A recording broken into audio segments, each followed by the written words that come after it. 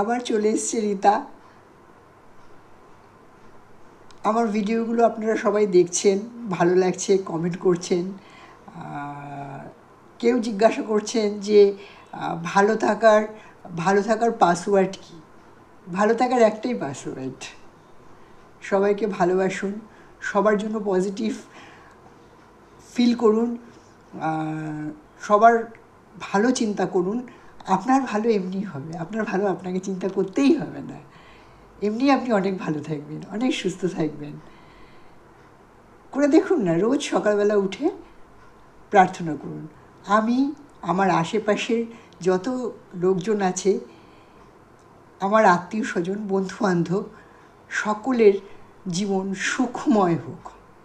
দেখবেন খুব শীঘ্রই কিছুদিনের মধ্যে আপনার জীবন সুখে সুখে ভরে যাবে।